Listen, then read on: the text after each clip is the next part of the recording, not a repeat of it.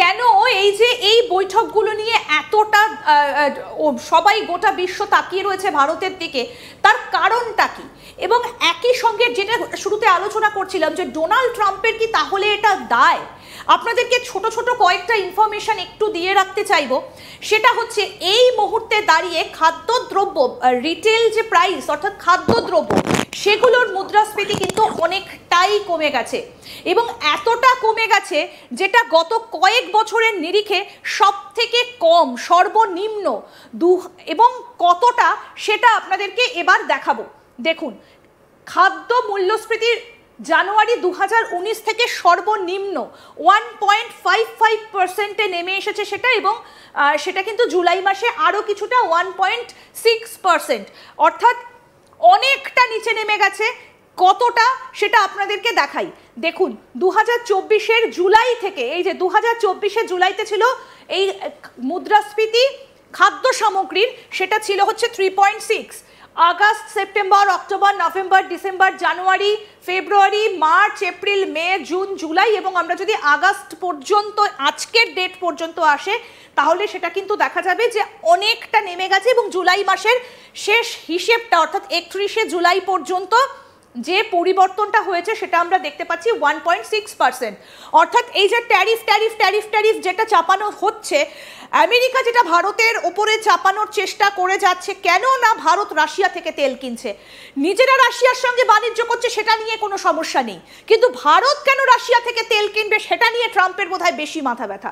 কিন্তু এর মধ্যে যেটা হয়েছে, ভারতের মুদ্রাস্ফীতির হার অনেকটা কমে গেছে, অনেক সস্তা হয়েছে। এক কথায় বলতে গেলে চাল, ডাল অর্থাৎ সামগ্রিক যে ভোজ্য পণ্য, শাকসবজি, সেগুলোর অনেকটা মুদ্রাস্ফীতি কমেছে। আমি একটু দেখাই, 2024 সালের সঙ্গে একটা তুলনামূলক আলোচনা করি।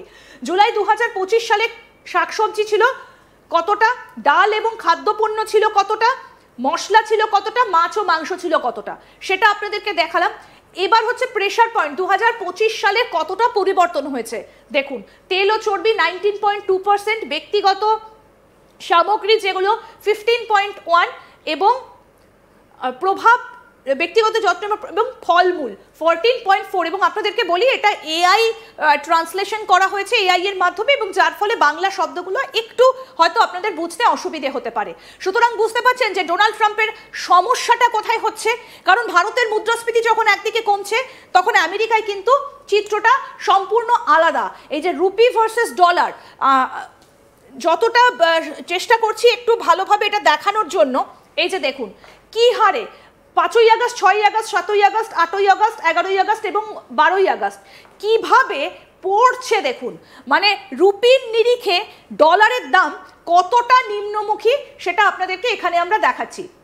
পরেরটাতে দাসী, পরেরটা দেখলে আপনারা আরো বুঝতে পারবেন যে কেন ডোনাল্ড ট্রাম্পের এতটা দায় পড়েছে এবং কেন ভারতের দিকে তাকিয়ে বসে রয়েছে। পাইকারি এবং খুচরো খাদ্য মূল্যস্ফীতি দেখুন, এই যে কালারগুলো রয়েছে তার মধ্যে রয়েছে এই যে রেড ডটটা, এটা হচ্ছে উৎপাদিত খাদ্য, যেটা এই মুহূর্তে অনেকটাই দাম বা মুদ্রাস্ফীতি অনেকটা কমেছে। প্রাথমিক খাদ্য এবং তার সঙ্গে হচ্ছে প্রাথমিক উৎপাদিত উপাদান। এই গ্রাফগুলো থেকে অনেকটা পরিষ্কার যে মে 2025 পর্যন্ত অনেকটা কমে গেছে খাদ্য সামগ্রীর দাম, এবং যেটা আপনাদেরকে শুরুতে দেখাচ্ছিলাম যে 2019 থেকে সর্বনিম্ন এই মুহূর্তে দাঁড়িয়ে যদি আমরা আগস্টের আজকে 13 তারিখ পর্যন্ত দেখি, তাহলে আজকের যা বাজার দর বা যে অবস্থায় মুদ্রাস্ফীতি রয়েছে সেটা 1.55%। এবং যদি আমরা আগস্ট মাসের এই পর্যন্ত হিসেবে আসি, 2019 সালের পর এতটা নিচে আর নামেনি। 2019 মানে হচ্ছে ঠিক কোভিডের আগে পর্যন্ত, তারপরে এত বড় একটা প্যান্ডেমিক গেছে 2020 থেকে 22, আজকে 25 সালে দাঁড়িয়ে ভারত কিন্তু মুদ্রাস্ফীতিটাকে অনেকটা ধরে নিয়েছে। তাহলে কি এই জায়গাটাতেই ডোনাল্ড ট্রাম্পের সব থেকে বড় সমস্যা? তাই কি এইভাবে প্রধানমন্ত্রী নরেন্দ্র মোদীর সঙ্গে তিনি বৈঠক করতে চাইছেন এবং ভারত চীনের সম্পর্কটা যে আরো ভালো হচ্ছে, সুদৃঢ় হচ্ছে, সেইখানেই কি ভয়? আন্তর্জাতিক সম্পর্ক বিশেষজ্ঞ শুভাশিস ব্যানার্জি রয়েছেন আমাদের সঙ্গে। আমি কতগুলো গ্রাফিক্স একটু চট করে দেখালাম যে ভারতের মুদ্রাস্ফীতি কিন্তু কমছে। মানে এই যে আত্মনির্ভর ভারত, সেটা যে শুধু কথার কথা নয়, আজকে সেটা দেশের জনগণ বুঝতে পারছেন। এই যে জিনপিং মোদির একটা এই গোপন বৈঠক বা একটা গোপন ছক, তার সঙ্গে পুতিনও রয়েছেন, মানে আমি ব্রিক্সের কথাই যদি বলি, কিংবা এসিওর যে সামিটটা রয়েছে চায়নার সঙ্গে, চায়নাতে সেখানে পুতিন আসবেন, ভারত আসবে, চীন আসবে, তিনটে দেশ কাছাকাছি আসবে, এই জায়গাগুলোতেই কি ট্রাম্প খানিকটা বেসামাল? দেখুন, নেলসন ম্যান্ডেলা মাডিবার একটা বিখ্যাত উক্তি আছে, তাতে উনি বলেছিলেন যে government is known by its activity during crisis. মানে যখন খারাপ সময় আসবে তখন একটি গভর্নমেন্ট কীরকম কার্যপ্রণালীর মধ্যে দিয়ে নিজেদেরকে নিয়ে যায় এবং দেশের মানুষকে কিভাবে সেবা পৌঁছে দেয়, তার উপরে সেই গভর্নমেন্টের ফিউচার যেমন ডিপেন্ড করবে, তেমনি সেই গভর্নমেন্টের কোয়ালিটিটাও বুঝতে গেলে কিন্তু সেই জায়গাগুলোকে অ্যানালাইসিস করাটা প্রয়োজনীয়।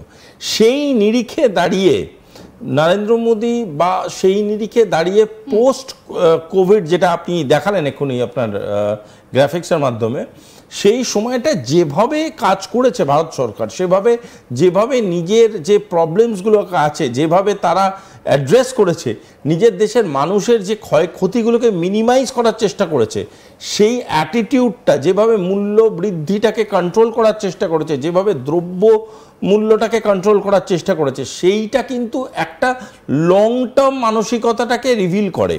আর আপনি ব্রিক্স বলুন, আরআইসি বলুন, বিমস্টেক বলুন, বা যে কোনো আদার কনভেনশনাল স্ট্যাটাস বলুন যেখানে ইউএসএ নেই, সেই স্ট্যাটাসগুলোতে একটা জিনিস লক্ষ্য করে দেখবেন, সেই স্ট্যাটাসগুলোতে সবকটা দেশের নিজের বক্তব্য রাখার যে পোডিয়ামটা আছে, সেখানে কিন্তু কোথাও গিয়ে বলা হয় না you have to talk in this language. মানে হয় না কিছু কিছু এমন বন্ধুবান্ধব থাকে যার বাড়িতে আপনি যদি যান, আপনি 100 জনকে নেমন্তন্ন করলেও ওই কথা বলবে, আপনারা শুধু ওখানে গিয়ে জল মিষ্টি খেয়ে বাড়ি চলে আসবেন। ডোনাল্ড ট্রাম্প বা আমেরিকার একটা যে কাজকর্মগুলো অতি সম্প্রতি দেখা যাচ্ছে, চীনের সঙ্গে তো পাকিস্তানের একটা খুব ভালো সম্পর্ক ছিল, অল ওয়েদার আলাই বলা যায়, সেখানে পাকিস্তানকে খুব কাছে নিয়ে আসার একটা চেষ্টা চলছে। এবং আসিম মুনির এই গত অপারেশন সিঁদুরের পর দুবার আমেরিকাতে চলে গেলেন। কোথাও কি আলাস্কায় যে বৈঠকটা হতে চলেছে সেই রকম একটা ছক কষে রেখেছেন ডোনাল্ড ট্রাম্প? কাকে কাছে টানার জন্য আলাস্কায়? রাশিয়াকে। No impossible. দেখুন, রাশিয়া ইজ নট পাকিস্তান আর রাশিয়া, মানে মানসিকতাতেই হয় না সেই জিনিসটা। দেখুন, রাশিয়াকে যদিও কাছে টানতে চায় না। আমি এক্সাম্পলটা দিলাম হচ্ছে যে চীনের সঙ্গে তো শত্রুতা আমেরিকার, চীনের বন্ধু পাকিস্তান, তাকে নিয়ে ফেলেছে কাছে। আমি বুঝিয়ে দিচ্ছি, খুব সহজে বুঝিয়ে দিচ্ছি, বহু মানুষ বুঝতে সুবিধা হবে। মুখে সিগারেট নিয়ে আমরা লাইটার জ্বালিয়ে মুখের কাছে টেনে আনি, কারেক্ট? সেটা হচ্ছে সিগারেটটা জ্বালাবার জন্য। এবার কোনো চিতা জ্বলছে, সে আগুনটাকে আমি আমার জড়িয়ে ধরি না, ঠিক আছে, বা ওটা থেকে সিগারেটটা জ্বালাবার চেষ্টা করো না, নিজেও চলে যাওয়ার চান্স থাকে। তো এটা বোঝার চেষ্টা করবেন দয়া করে যে Russia is not a small light, আর একটু ছোট আলো নয়, এটা দেশলাই কাঠি নয়। রাশিয়া হচ্ছে এতটাই বৃহৎ একটা মাইন্ডসেট। আমি দেশ, রাষ্ট্র, মিলিটারি এসবের কথায় যাব না, কনভেনশনের কথায় যাব না, আমি বলছি রাশিয়া একটা মাইন্ডসেট।